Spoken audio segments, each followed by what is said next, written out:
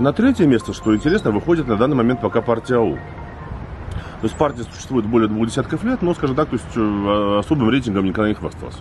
То есть, если на последних выборах она все-таки прошла в региональные маслихаты, то мы видим, что в центре она как бы никогда не проходила барьер. Вот. Здесь феномен достаточно интересный, то есть в чем феномен аула, да? То есть, если посмотрим, то есть это как бы, прежде всего, это как бы аграрная и местная номенклатура. Вот.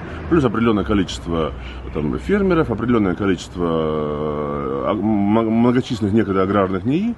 Вот. И кроме того, опять-таки, ностальгия, скажем так, городского населения, мигрировавшего недавно из сельской местности, по, скажем так, то есть по исторической родине.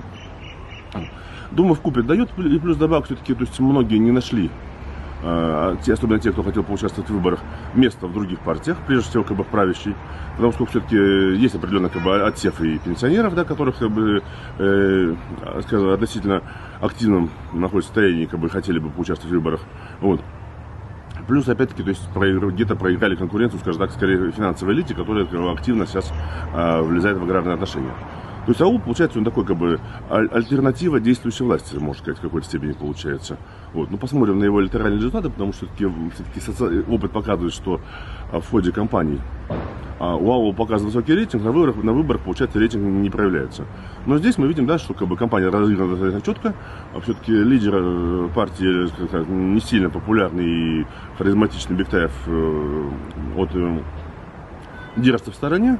Вот, а фактически как бы фронтменом стал прошлый кандидат на президента на прошлых выборах Жигули Дайрабаев, который, в принципе, так вот, производит достаточно позитивное впечатление на многих.